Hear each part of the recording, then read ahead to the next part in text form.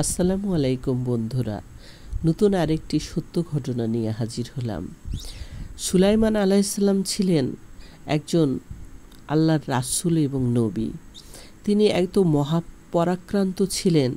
আল্লাহ তাকে এমন এক বাদশাহী দান করেছিলেন, তার দোয়ার জন্য তিনি আল্লাহর কাছে দোয়া করেছিলেন যে, হে আমার রব, আপনি আমাকে এমন এক বাদশাহী দান করুন, মানে রাজত্ব দান করুন, যেখানে যে রাজত্ব আপনি আর কাউকে কখনো দিবেন না।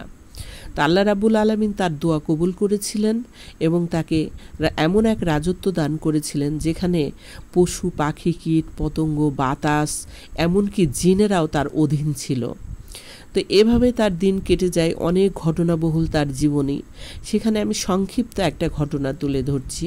সুলাইমান আলাইহিস সালামের বয়সের শেষের দিকে তিনি সিদ্ধান্ত নিয়েছিলেন যে মসজিদুল আকসা নির্মাণ করবেন, এবং সেটা ছিল অনেক কঠিন কাজ। তাই তিনি জিনেদেরকে কাজে লাগিয়েছিলেন। সেখানে সমুদ্র থেকে পাথর তুলে নিয়ে এসে মসজিদটি নির্মাণ করতে হতো।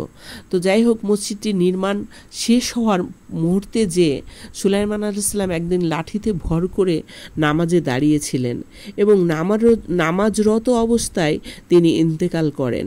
কিন্তু তিনি ইন্তেকাল করলেও কি হবে, আল্লাহর মহান কুদরতে তিনি লাঠিতে ভর দিয়ে দাঁড়িয়ে থাকেন প্রায় 40 দিন। মতান্তরে আরও অন্য দিনও হতে পারে। তো যাই হোক, এখানে এই জিনেরা বুঝতে পারে না যে সুলাইমান আলাইহিস সালাম মারা গিয়েছে, তাই তারা কঠোর পরিশ্রম করে মসজিদুল আকসাকে কমপ্লিট করেন।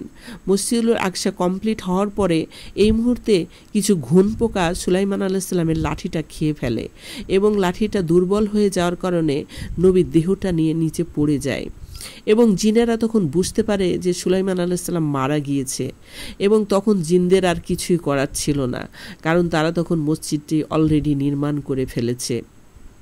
তো যাই হোক, এভাবেই মসজিদুল আকসা নির্মাণ হয়। আমার ভুল ত্রুটি এখানে আপনারা মার্জনা করবেন। এখানে আমার কোনো ভুল হলে আমি আপনাদের কাছে ক্ষমা প্রার্থী। তো যাই হোক, সুলাইমান আলাইহিস সালামের এই জিনদের মাধ্যমে মসজিদুল আকসা নির্মাণের ঘটনাটি একটি ঐতিহাসিক ঘটনা, এবং তিনি পিঁপড়াদের ভাষাও বুঝতেন এবং বাতাসও ছিল তার অধীনে। তিনি বাতাসকে যে হুকুম করতেন সেটাই হতো, এবং পিঁপড়াদের ভাষাও তিনি বুঝতেন। এই ঘটনাগুলি আমি পরবর্তীতে এক এক করে আপনাদের সামনে তুলে ধরার চেষ্টা করব ইনশাআল্লাহ। আজকের ঘটনাটি যদি ভালো লাগে তাহলে সেটাই হবে আমার সার্থকতা। আশা করছি আপনাদের ভালো লাগবে, কারণ আমি এখন থেকে চেষ্টা করছি নবী রাসূলদেরকে নিয়ে সত্য ঘটনাগুলো জিন কেন্দ্রিক আপনাদের কাছে তুলে ধরার জন্য। আমি চাইব আপনারা আমাকে কমেন্ট করবেন আপনাদের ভালো লাগা মন্দ লাগা, আপনারা কেমন ঘটনা শুনতে চান আমি বলতে চাই। কিন্তু আপনারা যদি আমাকে রেসপন্স না করেন তাহলে আমি ভীষণভাবে ব্যথিত হই। যাই হোক, গল্পটি আজকে এই পর্যন্তই। এটাকে গল্প বলা যাবে না, একেবারে সত্য ঘটনা। এখানে আরও অনেক ঘটনা ছিল, আমি সময় সংক্ষিপ্ততার কারণে অনেক কিছু কাটছাট করে শুধু সামান্য একটু ঘটনা তুলে ধরলাম। ক্ষমা করবেন এবং আমার সাথে থাকবেন। ধন্যবাদ।